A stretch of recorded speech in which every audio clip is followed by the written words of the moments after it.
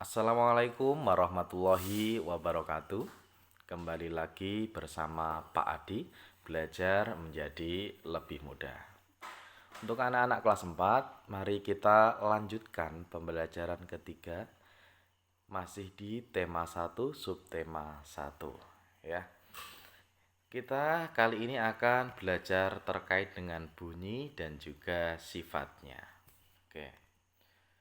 Pernah tidak kita berpikir ya, bunyi itu apa?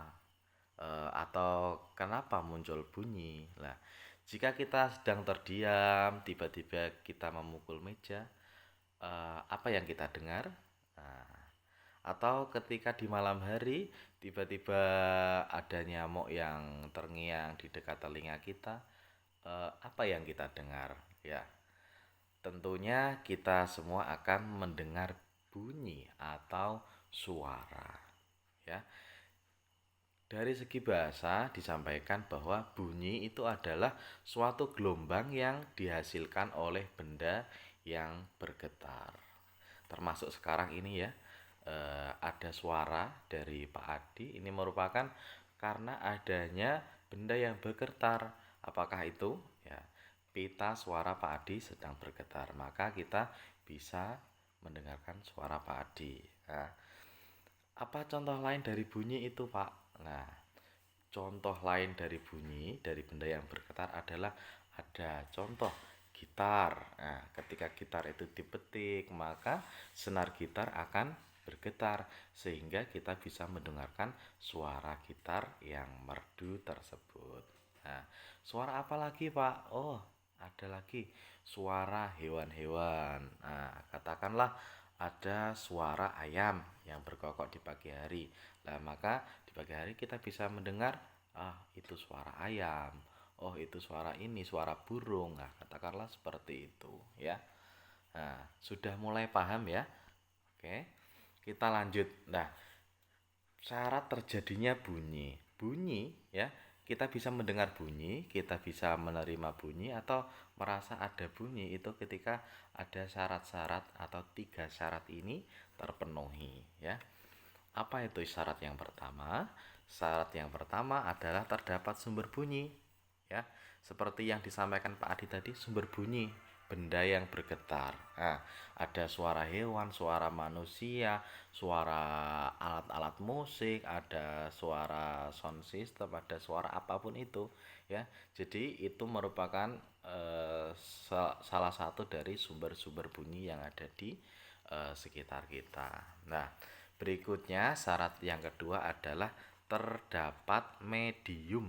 Nah, medium itu apa? Nah, medium ini adalah perantara yang bisa menyalurkan atau bisa menyampaikan bunyi dari sumber suara.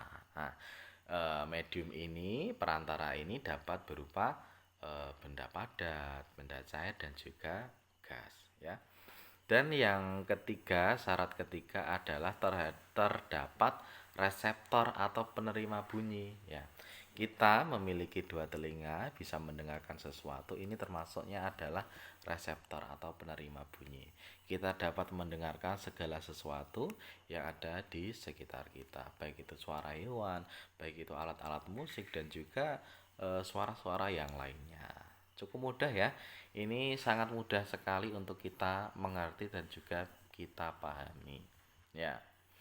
Berikutnya, bunyi dan sifatnya.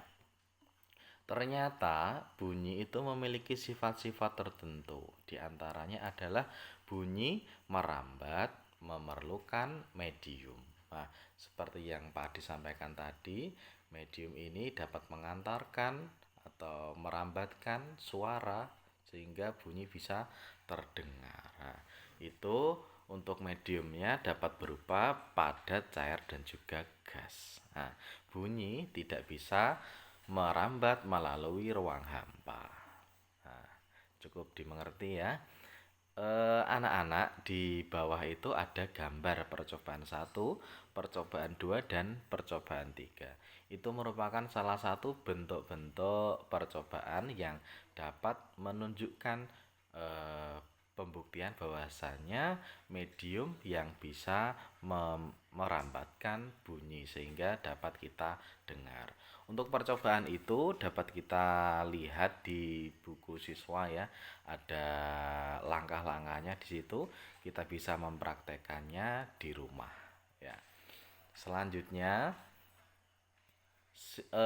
bunyi ataupun sifat bunyi yang berikutnya adalah bunyi dapat dibiaskan. Nah, maksudnya bagaimana ya? Nah, salah satu sifat gelombang yang juga berlaku pada bunyi adalah mengalami pembiasan. Contohnya adalah fenomena petir yang terdengar lebih keras pada malam hari dibandingkan dengan siang hari. Ini karena suhu udara pada siang hari lebih dingin daripada suhu udara bawahnya ya. Suhu atas lebih dingin dibandingkan suhu udara bawah. Sementara pada malam hari sebaliknya ya. Ini berarti suhu udara yang lebih panas menyebabkan bunyi mengalami pembiasan sehingga suara yang dihasilkan tidak sekeras dengan suara ataupun bunyi aslinya. Untuk sifat yang ketiga, bunyi dapat dipantulkan. Nah, ini sering kita jumpai, dapat kita rasakan dan juga bisa kita ingat-ingat pernah tidak kita melakukan ini ya. Nah, pantulan bunyi ya, bunyi yang memantul ya.